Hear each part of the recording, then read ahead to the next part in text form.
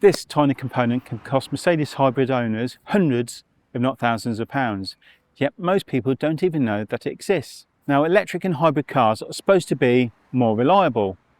Think again. Just like petrol and diesel cars that have common faults, hybrids come with a whole new set of expensive headaches on top. And one of the biggest on this Mercedes plug-in hybrid behind me is the PTC heater. When this little component fails, it can trigger warning lights and leave you facing a surprisingly costly repair bill. So in this video, I'll show you exactly where the PTC heater is located, tell you my symptoms of failure and the repairs I carried out to get this Mercedes back on the road for pennies. But here's the twist.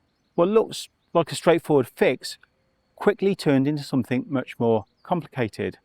So make sure you watch until the end, because the real fault, for me, wasn't exactly what I expected. So one there, one deep inside that. So now the wheel arch is off the car, it's easy to see. There's three like buckle straps here at the top. So what we're looking at actually is this bit here. So what were the faults? Now this car wouldn't work properly in E mode or electric mode. It would start off on E mode for me, but when you require that bit of power, all those eco white lights would come on, you know, your energy flow would come on, and it would ask for the engine to start as if there wasn't any battery power left. This is what we're dealing with today. So I've had to remove the wheel. I thought I could slide out with the wheel still in place and it turned, but it turns out you can't. So here we've got a 10mm bolt, and just underneath where my finger is there's another 10mm bolt, but to get to that you have to remove this Torx, which is a T30. Remove that and then this whole lot should slide out. So T30, so 10mm.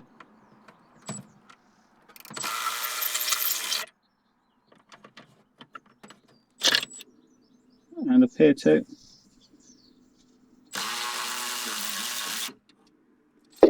And just allow this to go above that as we pull this out.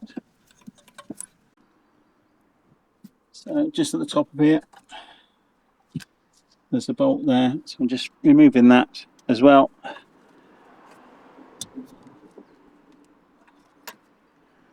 So it's all still connected at the bottom. So down here, as you can just probably see in there, that's the plug we're going to have a look at. So you also notice you've got a high voltage orange cable down there, so obviously don't touch that, that's the high voltage. If you touch that you could die, so we'll leave that one alone, but we're just going to go to the controlling plug, which is just down here. So now we've got the plug, it looks alright to me, and down in there as well. We'll go and give it a clean up, see how it go. So to do this we're going to use some contact cleaner. I'm just going to spray around, push the plug on and off a few times and see if we can clean the contacts. So I'm giving the can a good shake and spraying the contact cleaner onto the pins where the plug has been removed. And again, as you see here, I'm just giving a good spray all over that plug and make sure it's saturated with contact cleaner before plugging it in and taking it out a few times. So I'm plugging it on, taking it out a few times so that the pins slide in and out of this plug, and I'm just repeating the process here so we get a good dose of that contact cleaner all over the pins and hopefully remove any of that corrosion that can be between the pins and the plug. So it works on things like light bulbs as well. Anything you've got problems with electric contact, try this first. So I've pushed that plug on 3 or 4 times, maybe 5 or 6 times with the contact cleaner. So now we're just going to reassemble it. So if you need to remove the heater, then just remove the coolant hose here after draining the coolant. But this was not needed in my case. So that just slides back in, but make sure it goes in those channels, and also make sure the plastic guides are in place as well. So just a case of screwing it back up. Now when I first carried out this repair, I put everything back together and took the car for a drive the same evening. But the fault was still there, and something strange happened. The very next day, the system started working perfectly and continued to work perfectly for a couple of weeks. But then again, out of nowhere, the fault came back. So I repeated the process that you've just seen done in this video, but this time I started asking a question to myself, an important question. Why did it suddenly start working and then suddenly stop again?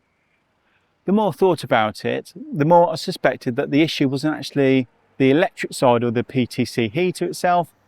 Although that is a common fault, it gets corroded around those pins, but my theory was that it could be to do with restriction in the coolant flow.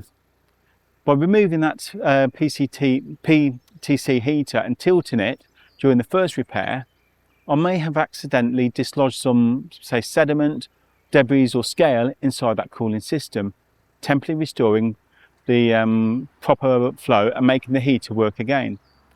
So the second time round, before reassembling everything, I gave those coolant hoses a good few squeezes to help move anything about that might have been trapped in the system. I put it all back together again, cleared the faults, and then since then the heater's been working perfectly with no issues at all.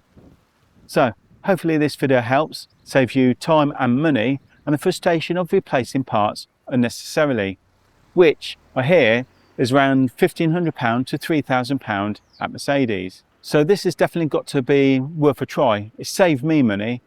So if it did help, give this video a thumbs up and subscribe for free for more car stories, and let me know in the comments if you've seen this fault on your own vehicle.